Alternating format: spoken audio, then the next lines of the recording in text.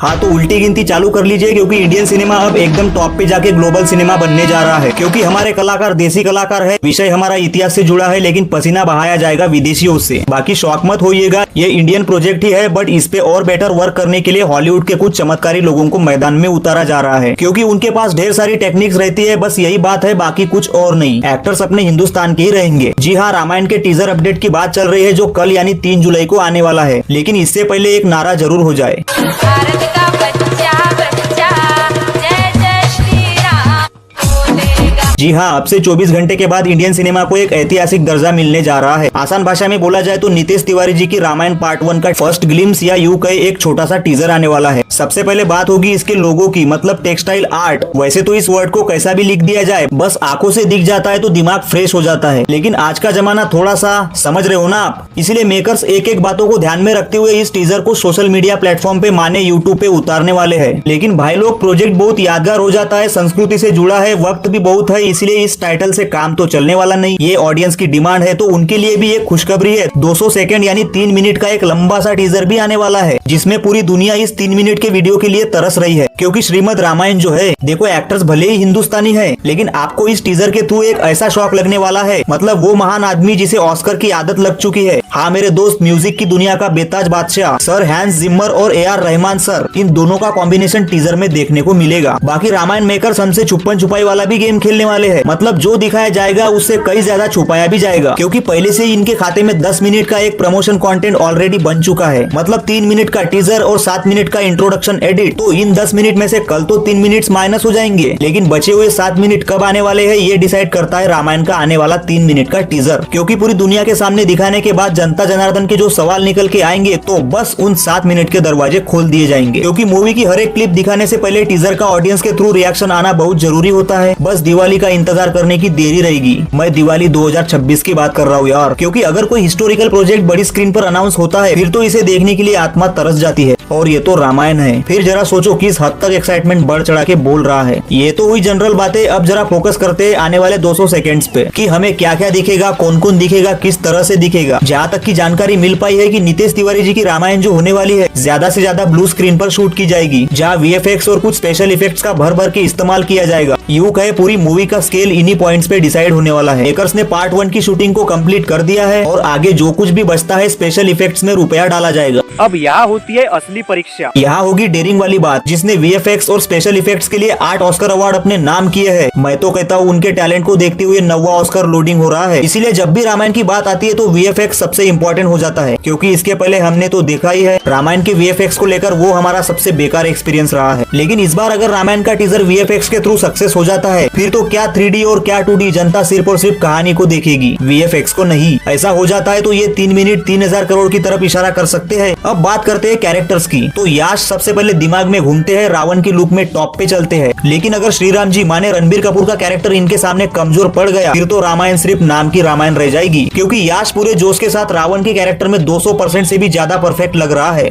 ऐसे में दोनों का डिफरेंस एकदम परफेक्ट होना चाहिए, ना इधर झुके ना उधर झुके। ध्यान देना होगा। बाकी टीजर में इनको दिखाया जाएगा या नहीं, ये तो बहुत बड़ा सवाल खड़ा हो जाता है। अपना एक्सपीरियंस बताऊं तो शायद मुझे नहीं लगता इनको दिखाया जाएगा। लेकिन रामायण के असल दर्शन कराने वाली वो स्त्री माता सीता कैरेक्टर साई पल्लवी, इनका आना इस टीजर में बहुत जरूरी हो जाता है, क्योंकि रामायण इनके बिना अधूरी लगती है। वैसे देवों के देव महादेव, इनको भी दिखाना बहुत जरूरी हो जाता है, और जहाँ महादेव है वहाँ उनके अंश हनुमान जी का भी होना इम्पोर्टेंट हो जाता है। इसलिए सनी देओल की झलक हनुमान जी के साथ दिखाना बहुत जरूरी हो जाता है। ऊपर से सनी देओल का अर्थ फिल्मी भाषा में देशभक्ति होता है। टोटल 20 एक्टर्स है जिनका कल कैरेक्टर एक्सपीरियंस दिखाना होगा, प्लस रिलीज डेट भी कंफर्म करना है। 800 करोड़ कहाँ घुसाए है ये भी दिखाना है। कल पता चल जाएगा नंबर 3 लकी साबित होंगे या नहीं। रामायण का प्रोजेक्ट मतलब इंडियन सिनेमा की किस्मत तय करने वाला प्रोजेक्ट हो जाता है। तीर एकदम सही चल गया तो ऑस्कर झोली में, वरना फिर से जाना पड़ेगा ओम राउत की टोली में।